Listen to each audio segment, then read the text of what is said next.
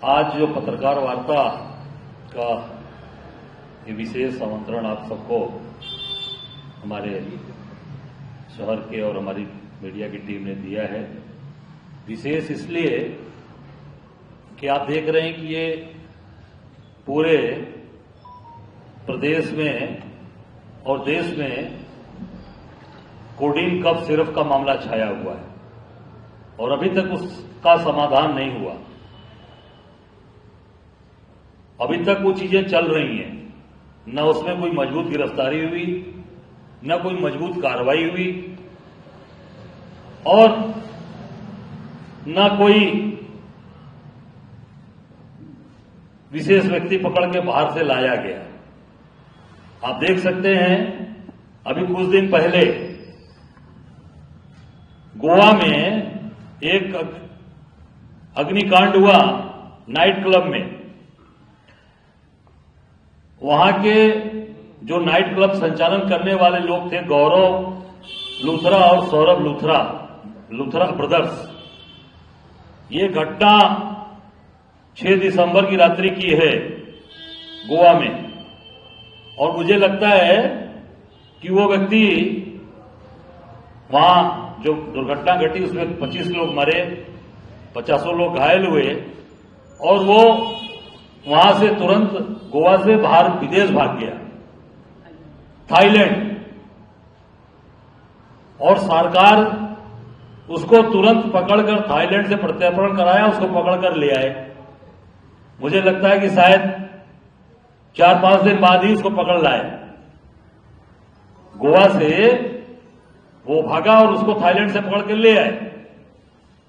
5-7 दिन के अंदर, 10 दिन के अंदर लूथरा ब्रदर्स हिंदुस्तान के अंदर आके जेल चले गए। कोडीन कफ सिरप का मामला तो महीनों से चल रहा है और जो मुख्य अभियुक्त है वो विदेश भागा हुआ है, सौरभ जायसवाल, शुभम जायसवाल भगा हुआ है और अभी तक उसमें कोई प्रत्यर्पण की कार्रवाई या कोई पकड़ने की कार्रवाई उत्तर प्रदेश सरकार और केंद्र सरकार के द्वारा नहीं हुई।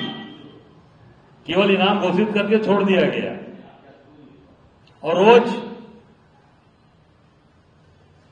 ये कहा जाता है कि अब ये कार्रवाई चल रही है, जांच चल रही है, तमाम लोगों के ऊपर कार्रवाइयां हो गई और उत्तर प्रदेश की सरकार अभी कार्रवाई नहीं कर रही। आप ये देखिए सबसे बड़ी विडंबना कि अभी 1 हफ्ता पहले उत्तर प्रदेश सरकार के सबसे वरिष्ठ मंत्री, हमारे उत्तर प्रदेश के अधिकारियों, ब्यूरोक्रेसी ने, डीजीपी ने, प्रमुख सचिव गृह, जो प्रिंसिपल सेक्रेटरी हैं मेडिकल की रोशन जैकब, सूचना निदेशक विशाल सिंह, इन लोगों ने प्रेस किया और प्रेस करके सारी बातों को रखा आप सबके सामने। उसके बाद भी कोई मजबूत कार्रवाई नहीं हुई। कल विधानसभा शुरू हुई और कल मुख्यमंत्री जी स्वयं, माननीय मुख्यमंत्री आदित्यनाथ जी ने कल और उनके साथ 2 डिप्टी सीएम माननीय ब्रजेश पाठक जी और माननीय केशव मौर्य जी ने बाकायदे प्रेस को संबोधित करते हुए एक उन्होंने फोटो दिखाई कि देखिए फला व्यक्ति के साथ खड़ा है। अरे इससे मतलब आप ये दिखा रहे हैं कि वो व्यक्ति हमारे साथ तो है ही है, मतलब भाजपा के साथ तो वो व्यक्ति है ही है जो एसटीएफ का सिपाही है, क्या नाम था उसका, आलोक सिंह, उसकी फोटो दिखा रहे हैं कि फला समाजवादी के राष्ट्रीय अध्यक्ष जी के साथ भी है। इसका मतलब कि भाजपा के साथ है तो ये आपके साथ भी है।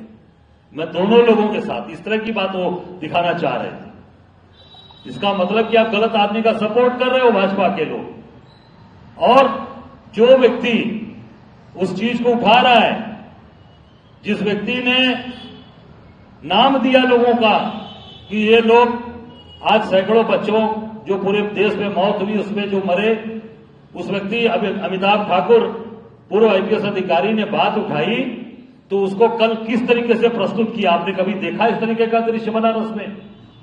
मुझे नहीं लगता कि शायद हिंदुस्तान में किसी एक आईपीएस अधिकारी को इस तरीके से प्रस्तुत किया गया, जैसे लग रहा था कि कोई बहुत बड़ा आतंकवादी ये पाकिस्तान से या किसी दूसरे देश से लेकर आए और उसको प्रस्तुत कर रहे हैं कल कोर्ट में। और ये देखिए कि वो किस तरीके की चीजें उन्होंने किया कि वो कैसे उनको प्रताड़ित किया जाए। मैं तो उनसे मिलने भी गया था परसों। वो कोई कांग्रेस पार्टी के सदस्य नहीं है, वो कोई कांग्रेस पार्टी के नेता नहीं है हमारे अमिताभ ठाकुर। उन्होंने एक अपनी पार्टी बनाई हुई है, कोई सेना करके, आजाद सेना करके बनाया, उसके वो राष्ट्रीय अध्यक्ष है। पर मुझे लगा कि एक मजबूत आदमी जो आज गलत चीजों को उठा रहा है और समाज को बचाने के लिए, बच्चों की रक्षा करने के लिए समाज को सही रास्ता दिखा रहा है, उसको जेल में बंद कर दिया योगी सरकार ने, जो सुचिता और ईमानदारी की बात करने वाली सरकार। तो मैं अमिताभ ठाकुर जी से देवरिया जेल में 2 दिन पहले मिलकर आया, मिलने गया था देवरिया उनसे, इसलिए कि एक बहादुर आदमी मजबूती से बात उठा रहा है, हम कांग्रेस के लोग उसका समर्थन करते, उसके साथ खड़े, इस नाते मैं गया था। कोई कांग्रेस के मेंबरशिप के नहीं कि वो हमारे मेंबर हैं, हमारे पदाधिकारी हैं। और कल किस तरीके से लाकर उनको शाम को प्रस्तुत किया गया, जो कि देवरिया से उनको परसों रात को ही लेकर आए थे। रात भर जेल में, सेंट्रल जेल में रखा, और दिन भर इसलिए कि मीडिया के साथी उनको घेर कर उनसे सवाल जवाब करेंगे। और सीधा उनका हमला मुख्यमंत्री पर है कि मुख्यमंत्री सब माफियाओं को बचा रहे हैं, कफ सिरप माफियाओं को, अपराधियों को, जितने भी कफ सिरप से जुड़े लोग हैं, तो उनको बोलने न दिया जाए। इस नाते वहां पर किस चीज का इस्तेमाल किया गया? सीटी बजाई गई। अध्यक्ष जी, गले में भी कुछ आपने रखा है? हाँ, ये सीटी रखा है मैंने, ये सीटी है, ये सीटी कल बजाई गई वहां पर। ये सीटी जो है,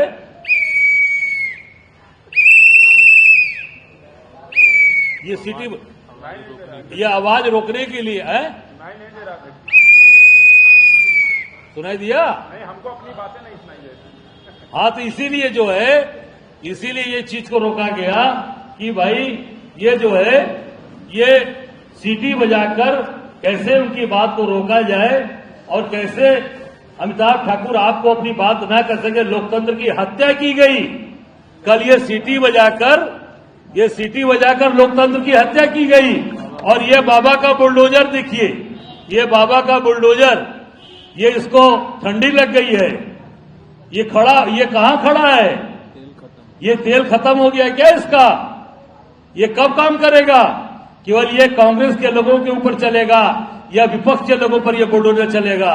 ये जो आज बच्चों की हत्या कर रहे हैं, जो भाजपा में बैठे लोग, जो भाजपा, जिनको पूरी तरीके से भाजपा की सरकार, योगी की सरकार समर्थन कर रही, उनके ऊपर ये बुलडोजर कब चलेगा बाबा जी?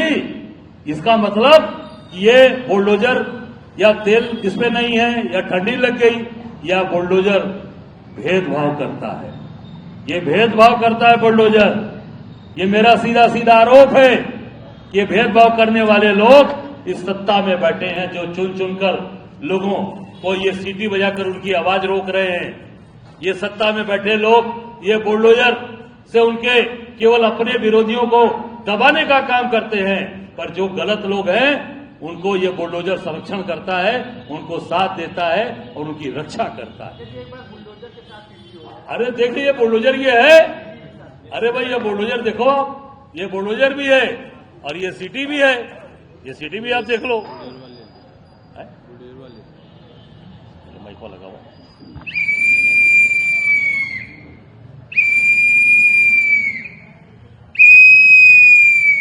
ये लोकतंत्र की हत्या कराया।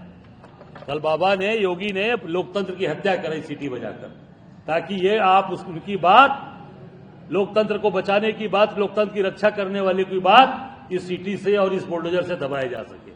इसलिए आज आपके सामने ये रखना और ये सीटी आपके सामने लाना जरूरी था कि आज पूरी तरीके से उत्तर प्रदेश की सरकार अत्याचार, अन्याय करने वाले और कप सिरप की तस्करी करने वाले, कोडिन कप सिरप से जिनका मकान 50-50 करोड़ का, 20-20 करोड़ का, 30-30 करोड़ का, न जाने कितने लोग इसमें शामिल हैं, जो बाहर भाग गए हैं, जो आज लैंड क्रूजर, वेलफायर, वो सब गायब हो गई गाड़ियां, कहां चली गई, कौन से प्रदेश में चली गई, इसकी भी जांच कराई जाए।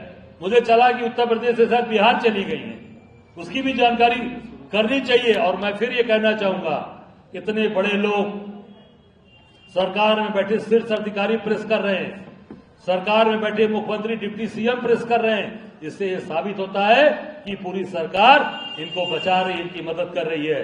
मैंने पहले भी कहा, आज फिर कह रहा हूं कि इसकी पूरी जांच माननीय हाई कोर्ट के सिटिंग जज के द्वारा कराई जाए, न्यायपालिका की जांच कराई जाए, क्योंकि बाकी जो जांच चल रही है उसमें निश्चित तौर से ये सरकार अपने लोगों को बचाने का काम करेगी और निश्चित तौर से इसमें अपने लोगों को ये बचा रहे हैं। मैं मांग करता हूं प्रदेश सरकार से कि तत्काल हाई कोर्ट माननीय उच्च न्यायालय के सिटिंग जज से इसकी जांच कराई जाए, तभी न्याय होगा। दूध का दूध पानी का पानी, नहीं तो ये बुलडोजर भी बैठ जाएगा और ये सीटी बजाकर लोगों की आवाज को दबा दिया जाएगा।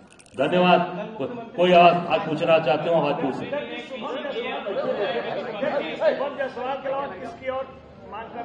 जितने भी लोग इसमें हैं, मैं सबकी बात कर रहा हूं, जितने भी इसमें शामिल लोग हैं सबके ऊपर कार्रवाई ये सरकार करे, कोई भी बचे ना। नाम क्या बताएंगे?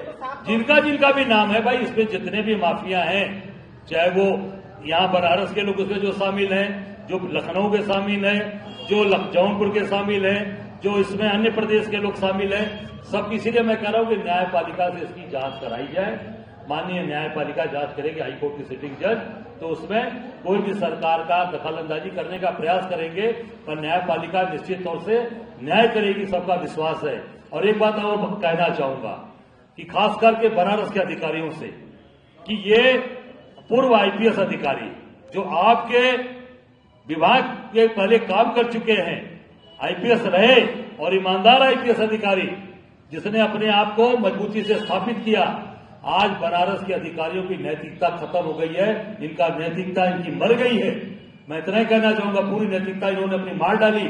आज एक अपने संवर्ग के अधिकारियों के किस तरीके से इन्होंने अपमानित किया, ये केवल अपमान आज ये केवल अमिताभ ठाकुर का नहीं है, ये अपमान उन अधिकारियों का किया गया जो ईमानदारी के साथ देश सेवा राष्ट्र सेवा में काम कर रहे हैं, जिन्होंने इस तिरंगे ध्वज के सामने शपथ लिया कि हम राष्ट्र सेवा के लिए अपना जीवन न्यौछावर करेंगे। कल उन अधिकारियों की नैतिकता और उनका पूरा का पूरा आज जो उनकी जमीर है वो पूरी तरीके से खत्म हो चुकी, मर चुकी है। केवल और केवल सत्ता की दलाली में वो अधिकारी लगकर सत्ता के लिए काम कर रहे हैं और अपनी नैतिकता को बेच दिया। कल आप भी पूर्व होंगे, वर्तमान है वो कल भी पूर्व होगा। तो हो सकता है कल कोई दूसरी सरकार आएगी, वो आपके साथ भी ऐसा काम करेगी। तो गलत काम को मत करिए, अपनी वर्दी को मत की गिरवी रखिए, लड़िए अत्याचार अन्याय के खिलाफ निश्चित तौर से मजबूती के साथ। उस व्यक्ति का साथ दीजिए जो आज सत्ता के जो खिलाफ खड़ा हो रहा है, जो अत्याचार अन्याय के खिलाफ खड़ा हो रहा है, उसका साथ दीजिए। मैं निश्चित तौर से बनारस के उन अधिकारियों से कहना चाहूंगा जिन्होंने अपना जमीन बेच दिया, अपनी जमीन को गिरवी रख दिया। धन्यवाद।